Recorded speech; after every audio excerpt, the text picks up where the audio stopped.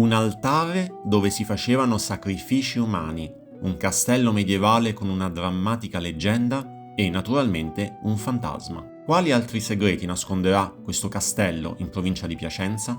Il castello di Gropparello, originariamente detto Rocca di Cagnano, sorge maestoso su un dirupo scosceso. È un perfetto esempio di fortificazione medievale, la sua posizione strategica e la sua imponente struttura lo rendevano virtualmente inattaccabile. La prima menzione del castello si perde nelle nebbie del Medioevo e risale all'808, quando il vescovo di Piacenza, Giuliano II, chiese a Carlo Magno la concessione di un feudo che includeva proprio Gropparello. Alcuni studiosi ipotizzano che il castello sia stato edificato su una precedente costruzione romana, probabilmente una torre di guardia o un castrum difensivo, come suggeriscono i ritrovamenti archeologici e il nome Cagnano, che richiama una famiglia romana. Questa zona però era abitata da ben prima dei Romani. Dal Mastio possiamo infatti vedere un altare celtico scavato nella roccia, su cui, dicono gli archeologi, venivano effettuati anche sacrifici umani. Vedete quelle scanalature per far scorrere il sangue? Nel Medioevo, Gropparello divenne poi un importante avamposto guelfo, essendo di proprietà del vescovo di Piacenza.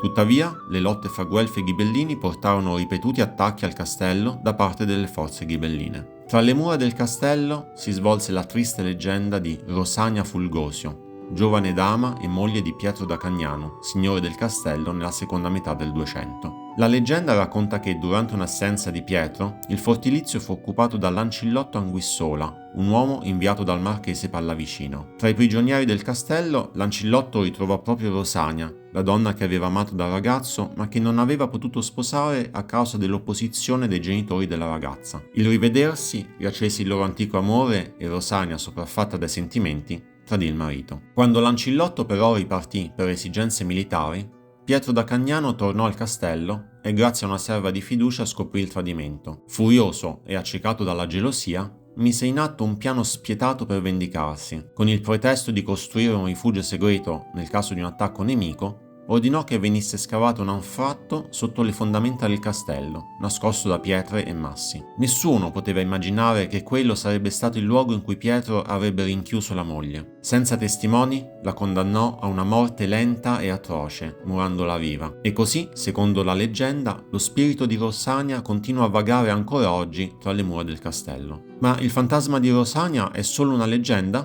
Pare di no. Sono stati riferiti più episodi in cui ospiti e gli attuali proprietari stessi hanno avuto modo di sentire la presenza di Rosania. Pare che siano riusciti a catturarla anche in varie fotografie e nel tentativo di darle pace gli hanno anche fatto un funerale un po' di tempo fa. Questo è uno splendido caminetto della prima metà del Cinquecento, pieno di simboli alchemici e un tempo ancora più splendido grazie ai rilievi dorati che brillavano della fiamma. Pezzo pregiatissimo e unico, si dice che sia stato costruito da Giulio Romano, l'architetto di Palazzo Te a Mantova, o da un suo allievo. Nel corso dei secoli il castello passò di mano diverse volte. Nel 1599 Ranuccio I Farnese investì Marcantonio Anguissola, il suo fidato luogotenente, del titolo di conte di Gropparello. Gli Anguissola rimasero proprietari del castello fino al 1848, quando la morte di Gaetano Anguissola segnò l'estinzione del loro ramo familiare. Da quel momento Gropparello iniziò un periodo di declino, venendo utilizzato come edificio rurale fino a quando, nel 1869, fu acquistato dal conte Ludovico Marazzani Visconti Terzi. Il nostro Ludovico era un uomo affascinato dalla storia e dall'architettura romantica, così incaricò l'architetto Camillo Guidotti di restaurare completamente il castello. Gropparello fu riportato al suo antico splendore, mantenendo intatti i camminamenti di ronda e i suoi ponti levatoi. Il restauro non solo preservò il castello, ma lo arricchì di un'atmosfera romantica e selvaggia, con giardini segreti e angoli incantati che permettono una connessione profonda con la natura e la storia. Nel corso della sua storia, Gropparello ha accolto molte nobili famiglie e, benché non abbia mai avuto le dimensioni di una reggia, ha sempre mantenuto un fascino intimo e privato. Questi luoghi offrivano alle dame uno spazio in cui sognare, lontano dagli occhi del mondo. Anche Gropparello è stato ed è tuttora, come vedete, un luogo di sogno. Dopo un breve periodo di abbandono nel XX secolo, Gropparello venne acquistato nel 1994 dalla famiglia Gibelli di Milano, che ha riportato il castello alla sua funzione originaria, non solo come abitazione privata, ma anche come luogo di cultura, storia e arte. Grazie a loro, Gropparello è tornato a vivere ospitando eventi, visite guidate e iniziative per adulti e bambini. Ringraziamo i proprietari del castello per aver agevolato la nostra visita e vi consigliamo di visitarlo.